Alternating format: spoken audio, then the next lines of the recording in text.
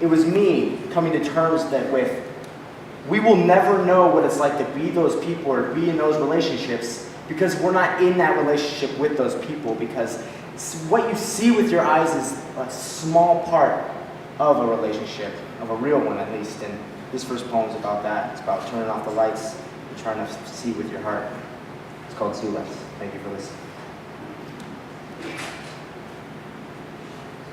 The only way to see a thing is when the lights are off. Grip your hands around understanding and hope it doesn't get lost. Fenced in forums like a hug, captivating this animal endangered love. Keep anything new inside the zoo so we can observe and adjust. But then we prophesize if it is right to pause is still on wildlife. We keep the two inside a room, eyes glazed over, hypnotized by youth. As it passes the unclean glass, it gazes and then passes, much like we look into other relationships. And at a single glance, we think we know the whole story. But not all love is fear, and none of it is boring. The colds are ice, but when it heats up, it's scalding. So be careful, don't hold it too closely in fear that it chokes. And if it's too loose, then it'll sure go. Commitment is a shipwreck, and neither of us can float. Am I trapped in this habitat with you, or do these trees grow? How many times will I climb the walls before I know? But when all goes dark, whether official or not, I still feel at home. And I take that as a road sign that reads, proceed with caution. From left to right between the eyes, it hits me that so often that this coffin fury and catalyst is lost. And nothing can be made out of this when you can't find direction in any fucking atlas. I'm overwhelmed with sadness and these broken eternal glasses that can't plan for what you can't see. And the future is in that bracket. It's so square-shaped with these eyes of shame as I tie them to my shoelaces. I walk in and out of my everyday, and all I see are blank faces. Without love, this impassioned spark. So far in life that there's just no restart. But to feel, to hear, to see at all, you have to be left in the dark. So could you hit the lights on your way out? But what happens when you get in a relationship just for the way other people see it? Even though we don't feel the things, we fake like we feel them. And how sometimes you can fake it and eventually it'll just kind of feel right. But a lot of times that doesn't really work. It doesn't work that way at all. What happens when we let our friendships and our relationships that we just kind of wanted other people to see and we didn't really feel escalate into like a marriage? And how that marriage can end tragically when you realize that you were just in it for the way it looked and that you didn't actually feel it. It can end in a tragic divorce. Or if you let that marriage kind of continue and you still kind of put it off in your mind and you have a couple kids, maybe they came suddenly, maybe you planned them. And it kind of ruins the way those kids bond with their father. And how when you're a dad and you have a wife and a house and a couple kids and you were only in it for the image, you didn't really feel it the whole time. There's no way out anymore. But there is one way. This poem's about that one way. It's called Pelican. Thank you for listening. Where did she go? Did I lose her in these orange clouds? And what's the antidote for the poison of a letdown? I'm sick of you infecting me. Odd weather and disease. I'm at dis-ease in my own room, call it a quarantine. Because I can't hold her, so I hold this satire of pretty skies from forest fires, and I'm waiting for the trees to fall and the planes to crash. I'm waiting for my heart to retire. But that's not going to happen unless the world snaps in pieces. You can't balance on broken beams, but I guess the wind has its reasons. Maybe it's for the birds' benefit, but they're flying away from it because they can sense the storm, and the storm's coming towards the pelicans. The eloquence of timber crashing sounds like violins when no one's actually listening. Much like this, we're missing the current tragedy that's happening. Everything is experience, so harvest it. The amazing and the hardship sleep on hardware or carpet because the bed clings the scent of the one I can't hold. So I hold this satire of pretty skies from forest fires, and I'm waiting for the trees to fall and the planes to crash. I'm waiting for my heart to retire. But I guess that can happen, and this can be a reminder of what's good and lost. Like a widow with 3 kids and a broken wristwatch. She can't turn back time to when it was on his arm. And so is she. She felt like clean, but royalty does get harmed. She didn't know that he was broken because he always put her first. Hoping it would fix itself, but fake it till you feel it doesn't always work. He was trapped, cornered, and he was his own enemy. Had hate for himself, but love for his wife and family, but it wasn't enough. And the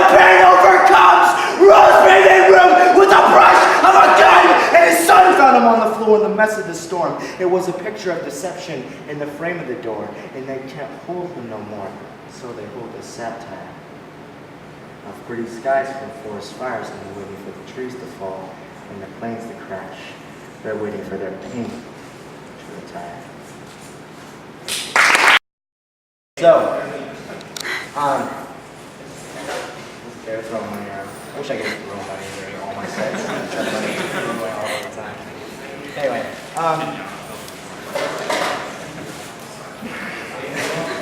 these next few bones I'm going to do are new ones. And this next one I released in a video when I was on my last full US tour. And I wrote it about how back at home, one of my best friends is, I'll just be honest with you. His name is Caleb Fullman. And he put a lot of love in all his work and when it came to music. And he's been in a lot of bands and stuff, and he has this very, very tragic past. And I saw that when he was making music, that tragic past just kind of fell off of him, and that you just saw him in his real core, and how that's the only time you really saw him in his purest, and it's the only time he legitimately realized that he was alive, and how that man has now, even younger than me, he has a kid, and he has a job that he has to stay at no matter what, because he has to support that kid and the mother of his child, and how he has another one on the way, actually. And there's a lot of things that I write where I think about that man, and a lot of things that I say on the stage where I think about him and how tragic his life was before, and how I really hope for the best for his future, but the odds are against him. And I wrote this poem when I first started realizing that he was diminishing as a person, and the passions that he loved were kind of just falling away because he wasn't being the person that he wanted to be, and he wasn't doing music anymore. He couldn't be the priority. It just couldn't. As much as he tried, as much as he put his heart into it, it just couldn't happen. And how I saw him kind of fade away into those day jobs. And my word to you is that if you find yourself in a dead-end job, and I realize that we're all going to have to go through it, especially to do anything we love, because we've got to make ends meet. But there's a fine line in every dead-end job when you work at a fucking call center or a stupid fast food restaurant, is this going to really be my career from now on? And not to let that happen. Don't be a lifer. This next poem is about Halloween, and it's about my friend, and it's about the fear of seeing other friends kind of fall into that same mold. Thank you for listening.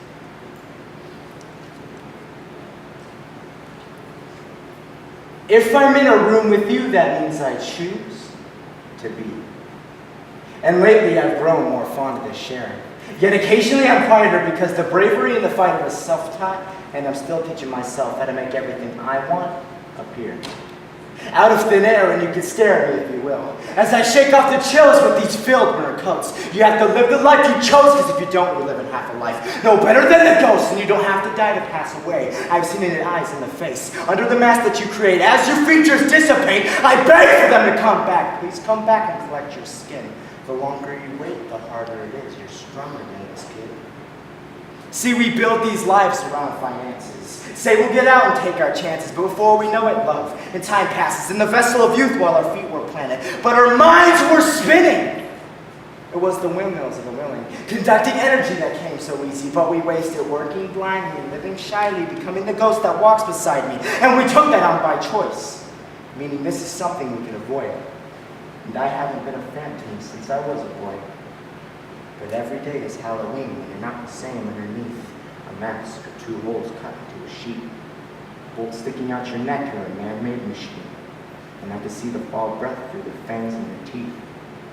You're sitting in a changing room, putting on a different costume, and pretending this new disguise is your identity. And I really hope you change back. 2 new ones for you. And then I'm going to be done here. With some bands are going to take over.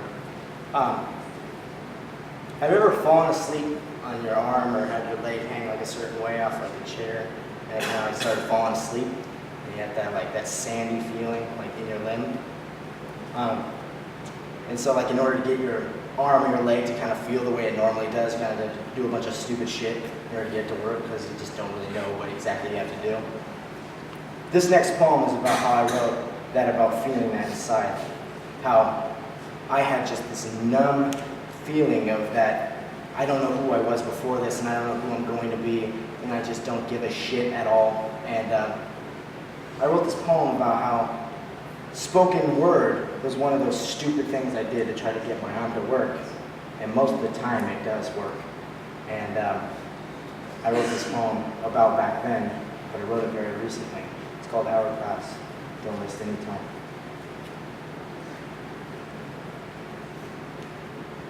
No longer can I tell the difference between sand underneath my feet, or if they're just falling asleep, I'm desensitized from who I used to be. All these days pass and sometimes I want them back. Trapped in this beach with honestly, it's just an hourglass. And the sand between my toes when I sink into home, it's artificial. And the blissful breeze will cool the sheets and we'll embrace the cold like it was one of our own. We give birth to faults and tombstones, yet we adopt these haunted ghosts in the moon glowing tide until they make them rise. I've grown so seasick of telling everyone I'm alright. These ups and these downs, I just want to feel my feet on solid ground instead of my yesterdays constantly being funneled away. This lost time is permanent, but we're not aware of it until it's too late, and too late's coming pretty quick. Because now I can see how much time you've wasted on bottled thoughts where the message got faded, but maybe seeing and seizing every opportunity is how you truly make it. But at times I'm so jaded I could really care less. I can't even feel vengeance. Revenge and happiness just about as unproductive and as useless as you. And the power's gone out, so I'll tell you by candlelight that this essence of life is an entity that lives inside us. But eventually we're just a flicker in the flame, a title on the grave, and when I go, I'll leave the same way as I came as me. But right now, that importance is questionable. In a life that's eventful, it's so easily adhered, but no one wants to hear about the tragic or that we hope to heal, because that's the only thing that really separates us from the living, and I can see through my own hands, and I'm not sure what that means. It's no longer peach-colored, filled with life and adventure, so I'm questioning, am I real? Or just another entity?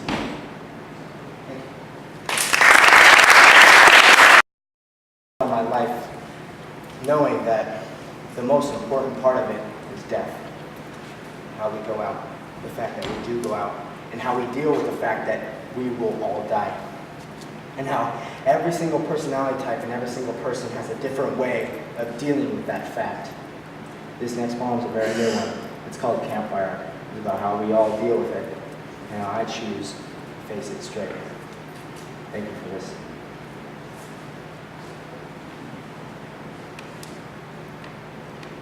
What's your relationship like with death? Is it avoidance? Do you face it head on, or do you use religions to cope with its existence?